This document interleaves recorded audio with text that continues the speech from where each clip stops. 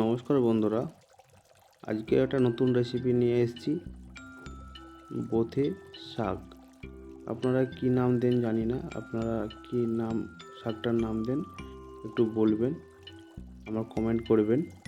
তার জন্য আমি দুটো আলু এরকম ছোট ছোট করে নিয়েছি, 4টে বড়ি নিয়েছি, 3টে কাঁচা লঙ্কা, একটা ছোট বেগুন এরকম ছোট ছোট কেটে নিয়েছি, আর শাকগুলো এরকম ছোট ছোট করে সুন্দরভাবে কেটে নিয়েছি। তার জন্য গরম কড়াইয়ে আমি 50 গ্রাম মতো তেল দিয়ে দেবো আনুমানিক।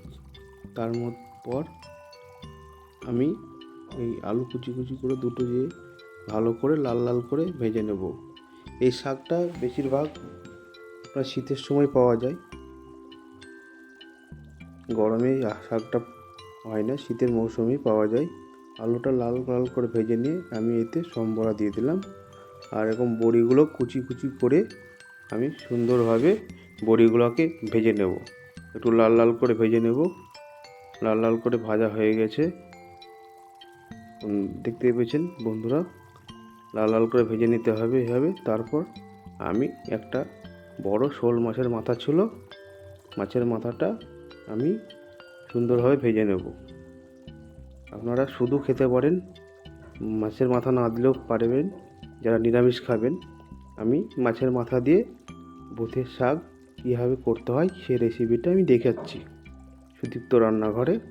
আমি সুদীপ্ত। তারপর এরকম ছোট ছোট বেগুন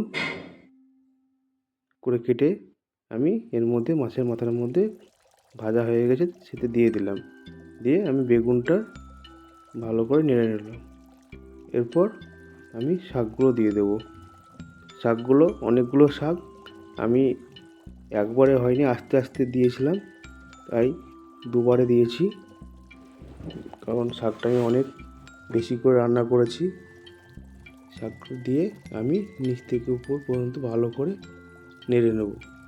একটু কষ্ট হবে আমার। ভালো করে নেওয়ার পর আমি এই আলু ভাজাগুলো দিয়ে দেবো, দিয়ে ভালো করে সুন্দর করে নাড়তে থাকবো। এইসব শাকগুলো বেশিরভাগ আলুর জমিতে হয়। আমার এক কাকু তার জমি থেকে তুলে নিয়ে এসে দিয়ে গেছে আমার দেশের বাড়ি কাকুটা। খুব সুন্দর এই শাকটা খেতে, রান্না করে খাবেন, ভালো লাগবে। আমার তো খেতে খুব সুন্দর লেগেছিলো। এরপর এরকম বড় বড় সাইজের 3টে কাঁচা লঙ্কা আমি দিয়ে দেবো, দিয়ে সুন্দরভাবে আমি নেড়ে নেবো।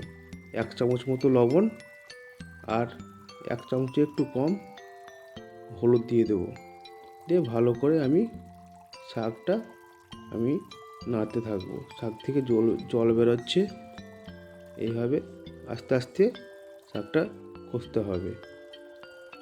খুব জোরে দিলে হবে না, গ্যাসের আঁচ আস্তে আস্তে দিয়ে রান্না করতে হবে। এই শাক যদি বাজারেও পাওয়া যায়, আমরা বেশিরভাগ আমাদের দেশের বাড়ির জমি থেকেই আমরা পেয়ে থাকি। আমরা এরপর এরকম ঢাকনা দিয়ে দেবো, দেওয়ার পর আবার সুন্দরভাবে আমি নাড়তে থাকবো। এই শাকটা খুব একটা টেস্টি খাবার। যারা এই শাকটা কী নাম দেন একটু জানাবেন। আমাদের তো এখানে শাকটার নাম বোথে শাক বলে। বন্ধুরা এইভাবে আস্তে আস্তে নাড়তে থাকবেন।